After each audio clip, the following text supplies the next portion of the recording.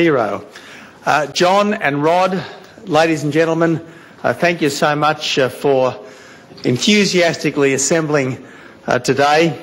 It's great to have so many of my parliamentary colleagues here today, as Rod Kemp suggested, and he should know as a former member of the Federal Parliament, all members of Parliament are modest members, and because they are modest, let me go through the list at least of my federal colleagues again. Scott Morrison, Kevin Andrews, Mitch Fifield, Michael Ronaldson and Josh Frydenberg. Thank you so much for being here today.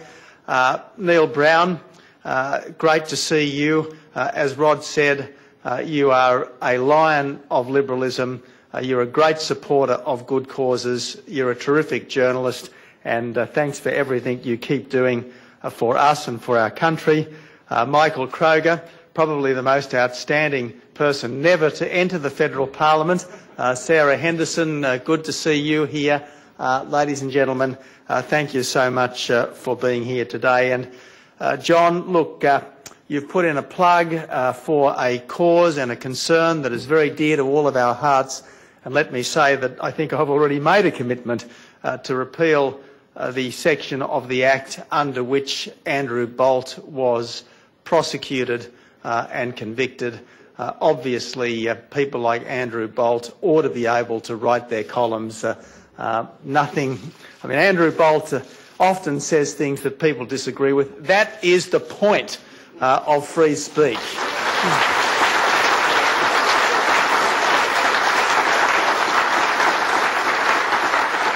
It is not free speech if it is not at times objectionable and invariably contentious. So, ladies and gentlemen, thank you for the opportunity to be here today to speak to you about the Coalition's plan for stronger borders and a more cohesive society. This is the week in which we've commemorated Anzac Day, and as well as an occasion to reflect on the valour and self-sacrifice of Australia's military personnel, Anzac Day should also be a reminder of the role that our country has played in the wider world. In World War I, the 5 divisions of the 1st Australian Imperial Force, along with the Canadians, were the shock troops of the British Army.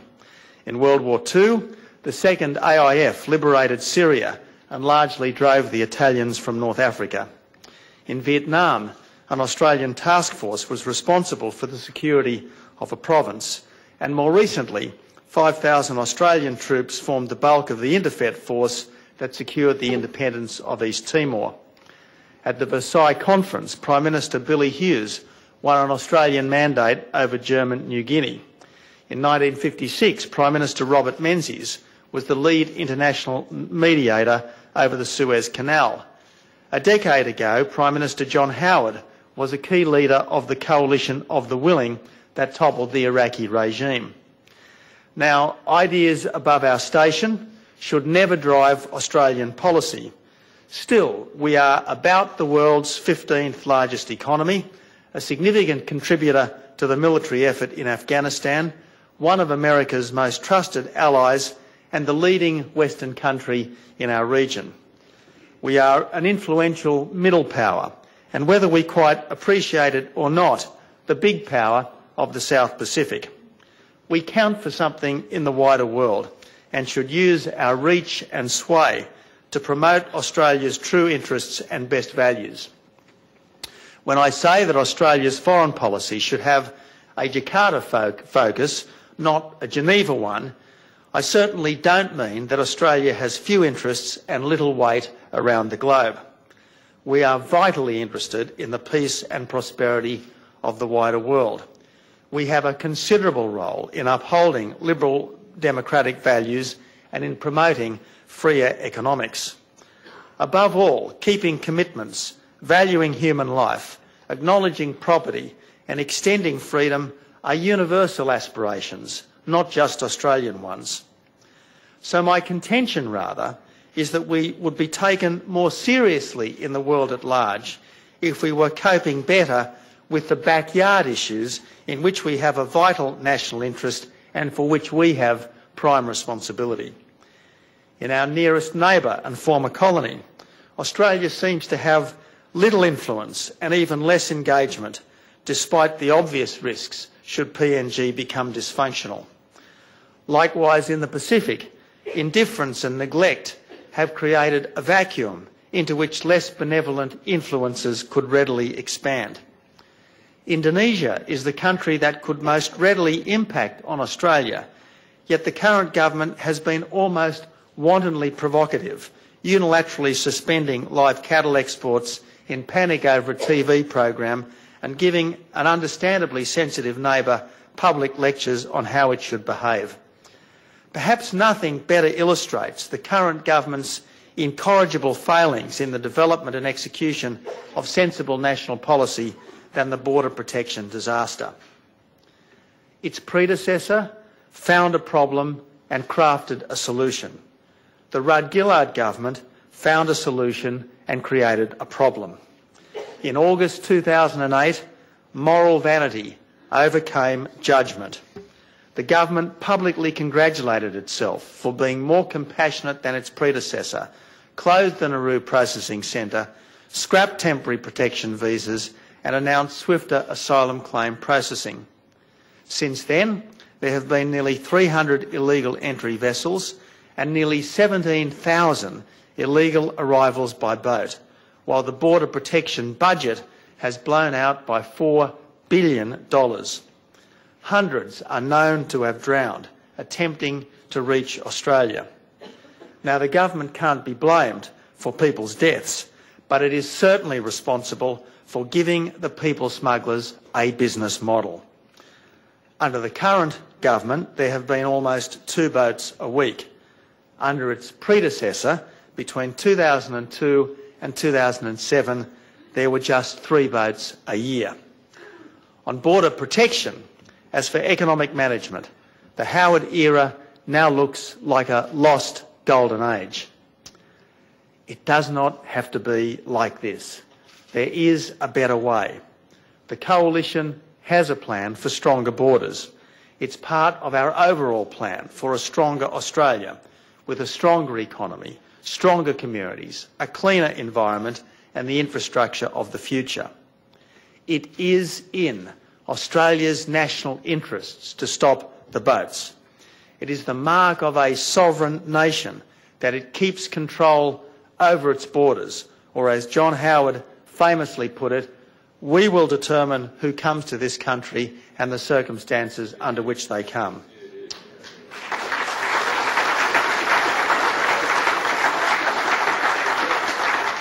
Now, when she was the Shadow Minister for Immigration, Julia Gillard used to issue press releases headed "Another Boat, Another Policy Failure." There were very few failures in those days because there were just 15 illegal boats in the last 5 years of the Howard government. By Gillard's standards, there will shortly have been 300 border protection policy failures under her government. Border protection, in fact, was one of the 3 key policies where Julia Gillard said that Kevin Rudd's government had lost its way. Despite Labor's repeated declarations that it was against offshore processing and would end the Pacific solution, since then there's been the East Timor Detention Centre that was announced without any consultation with that country's government, the PNG Detention Centre that was announced and forgotten despite Julia Gillard declaring in 2007 that we would not have offshore processing in Manus Island, and then the 5-for-1 people swap with Malaysia that the High Court subsequently overturned. The government now routinely blames the opposition every time a boat arrives, yet it won't risk its Malaysia legislation failing in the House of Representatives, even though putting Mr Slipper into the Speaker's chair should have given it the numbers. So let me make one thing crystal clear. The Coalition will never support Labor's Malaysia people swap.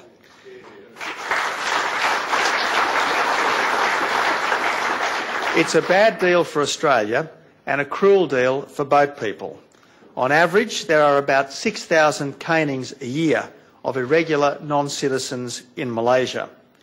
The government's proposed legislation lacks the protections built into the former government's Pacific solution that the Prime Minister used to describe not only as costly and unsustainable, but wrong in principle. If the government was serious about its Malaysia deal, it would declare support for this legislation to be a matter of confidence and require the Greens to support it under their power-sharing arrangement. As things stand, while declaring that it supports offshore processing, the government has effectively adopted the Greens' policy of onshore processing.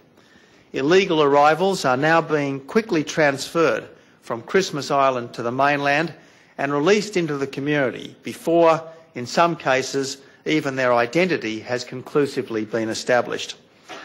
Under the Gillard government, not a single illegal boat arrival has been processed offshore, and fewer than 300 of the boat people found not to be refugees have actually been returned to their country of origin. Under the Howard government, by contrast, more than 1,500 boat people were processed offshore, mostly at Nauru, and of these, about 30% were found not to be refugees and returned to their home country. Of the rest, nearly half went to a country other than Australia.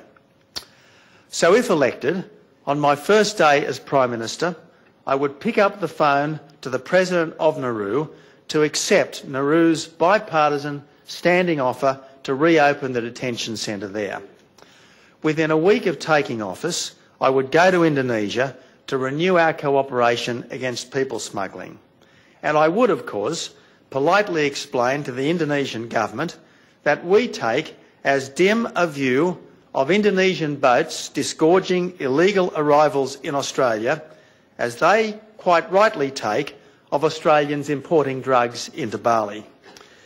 Within a week of taking office, I would give new orders to the Navy that where it is safe to do so, under the usual chain of command procedures, based on the advice of commanders on the spot, Indonesian flagged, Indonesian crewed and Indonesian home-ported vessels without lawful reason to be headed to Australia would be turned around and escorted back to Indonesian waters. Temporary visas for illegal boat arrivals would be recreated, if necessary by legislation, in the unlikely event that legislation is blocked by a joint sitting of the Parliament after a double dissolution election. There would be a presumption against refugee status for boat arrivals transiting through Indonesia who lack identity papers. There would be tougher minimum sentences for people smugglers with mandatory non-parole periods. Ladies and gentlemen, by far the biggest obstacle to implementing the policies that would stop the boats is pride. The Prime Minister is prepared to try any set of policies except those that actually worked under the former government. Over the years, she has been for and against temporary protection visas. She has been for and against third country processing, and she has been for and against turning boats around. So stubbornness should not be a deterrent to the right policy now that our border protection is in her hands. Every illegal boat marks a failure of foreign policy, a failure of security policy and a failure of immigration policy. Australia's foreign policy has failed to establish the rapport with our largest neighbour needed for people smuggling to be stamped out. Australia's security policy is breached whenever an illegal arrival is released into the community without the thorough checks that should apply to all newcomers. Australia's immigration policy is undermined because people who were welcomed through the front door a generation back understandably resent more recent arrivals who climb in through the back window. Stopping the boats matters. It would signify that the Australian government is in every respect sovereign over Australia's borders. It would be a sign that our relationship with Indonesia is in much better repair.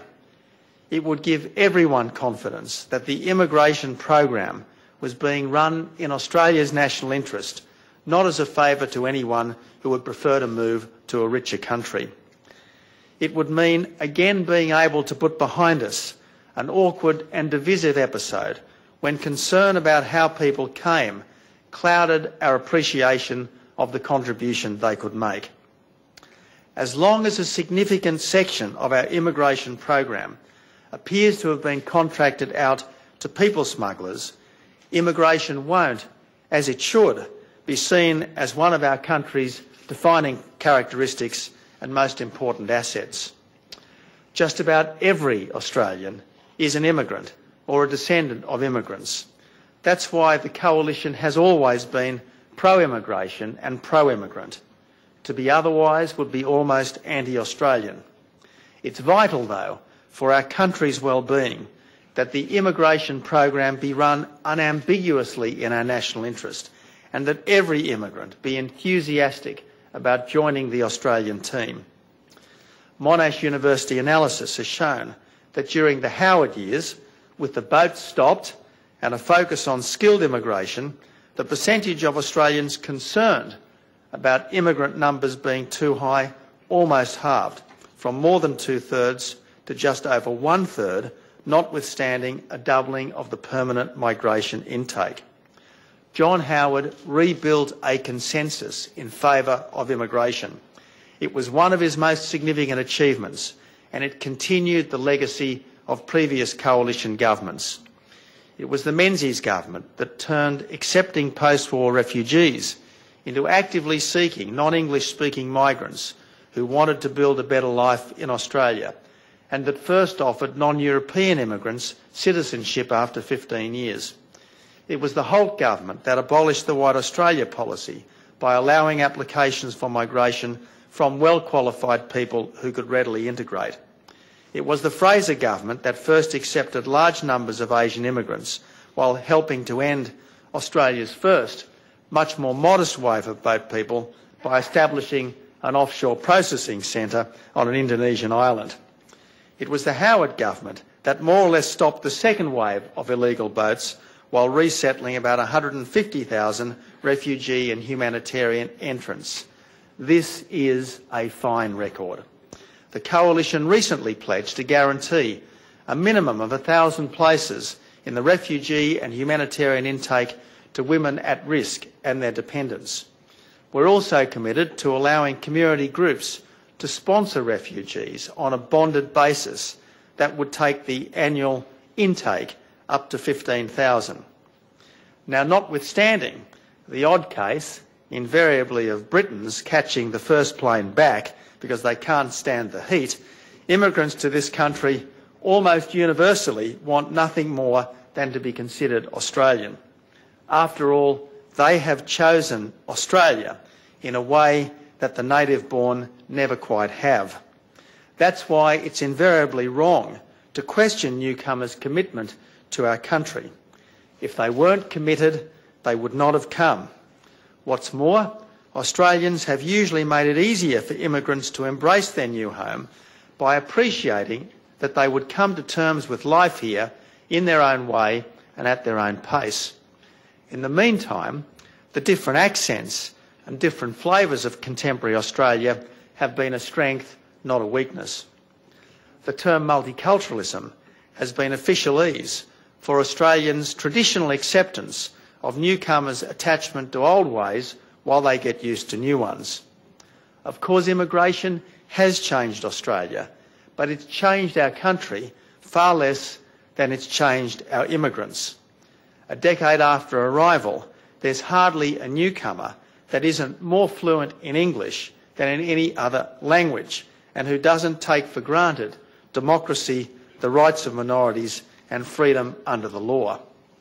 Usually, the less like Australia that immigrants' homelands have been, the more exhilarating they have found life here. Now, the Howard government, it should be said, placed less stress on Australians' diversity than on our unity. The citizenship test that Labor supported in opposition but has watered down in government was an on the whole successful attempt to stress the common values that all Australians were expected to understand and to uphold. For the Coalition, the issue has never been whether or not Australia should have a strong immigration program.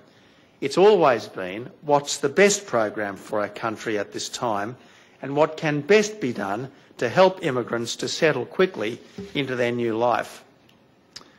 I want to make it crystal clear that the best immigration program is one that helps Australia to be more prosperous and productive, and the best way for any immigrant to settle in is to work. Under the Howard government, the permanent program's skilled component went from about 30 to about 70% of the total intake. Along with stopping the boats, this was an important element, a vital element, in restoring public faith in the immigration program. Under Howard, Australians were confident, in a way they weren't before or since, that the Australian government was in charge and that more or less everyone was pulling their weight.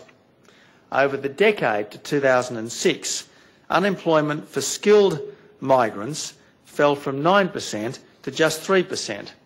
Even for family reunion migrants, unemployment dropped from 19 to 6% and participation increased from 55 to 70%. By contrast, unemployment for the family stream has now risen to 29%, with a decline in participation to 65%. Now, the introduction of subclass 457 visas was one of the former government's most significant innovations. Provided they were earning more than average weekly earnings, and provided their employer had tried hard to find an Australian for the job, businesses could bring in workers from overseas for up to 4 years. During that time, they would normally become eligible for permanent residency. These are the best possible migrants to Australia. They make a contribution from day one. From day one, they are immersed in the Australian way of life. They also help Australian businesses to make the most of their economic opportunities, to build a prosperity in which every Australian participates. In 2008-09, when net overseas immigration almost touched 300,000, less than a quarter of the overall intake was skilled, and less than 10% were on 457 visas. The current government has made it progressively more difficult for businesses to bring in subclass 457 workers, mostly to accommodate union concerns, even though businesses using them invariably employ more Australians too. Provided they are paid the same wages, and provided there aren't Australians who could readily fill particular jobs, businesses should be able to bring in the workers they need to keep growing and to create more local jobs. A stronger economy is in everyone's interests. Immigrants who contribute to a stronger economy improve the life of every Australian. So under a coalition government, 457 visas won't just be a component, they'll be a mainstay of our immigration program. Provided immigrants are in relatively well-paid skilled jobs that enable businesses to expand in ways that would not otherwise be possible, they are undeniably making our country stronger. A more skills-focused immigration program should actually make it easier for governments to discharge their perennial duty to plan for the future and to provide the infrastructure needed to sustain a growing economy and a larger population. As well, a strong and non-discriminatory skilled immigration intake should help Australia to take advantage of what's been described as the coming Asian century. Properly utilised, immigrants to Australia could be our best business ambassadors to the world's expanding markets. We should have ready-made experts on the economics and cultures of the booming economies to our north, among the well-integrated immigrant Australians who grew up there.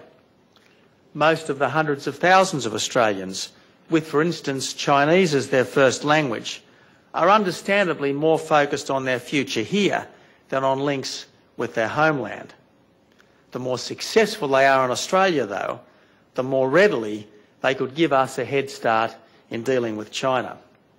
Well-integrated immigrants who've kept their language might also help to make up for Australians' tendency to linguistic laziness and complacent reliance on English being the world's second language.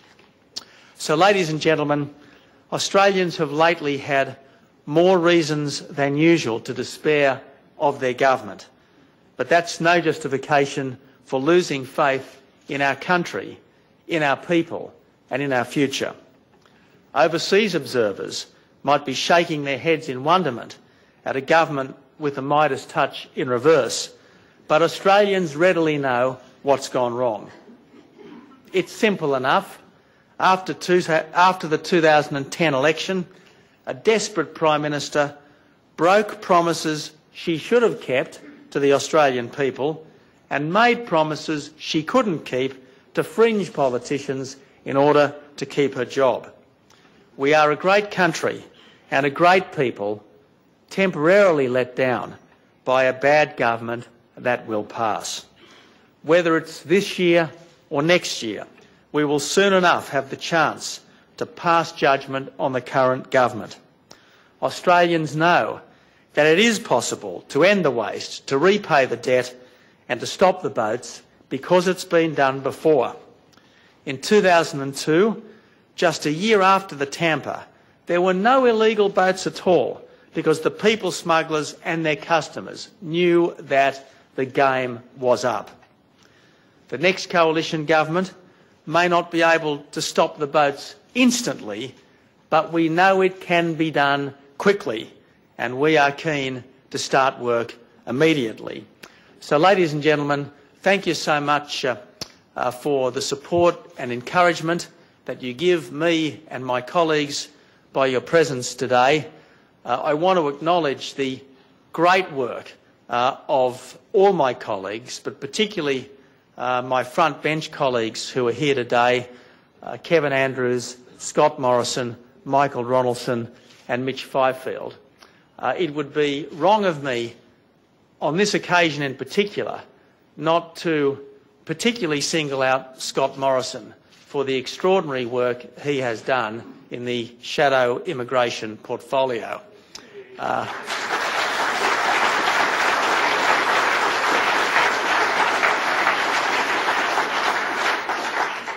Scott has been the best sort of political warrior, someone of good values, someone of indefatigable energy, someone who wants to win and makes every issue the opportunity to fight for good, but someone who has the best interests of our country well and truly at heart, who is a deeply compassionate and a deeply principled Australia, as well as a fine politician. So, ladies and gentlemen, again, thank you, but most of all to my colleagues. We are a good team, and I am confident that we will be a fine government. And that was Tony Abbott speaking to the Institute of Public Affairs in Melbourne, where he's outlined the Coalition's border protection policy, saying the government is responsible for giving people smugglers a business model.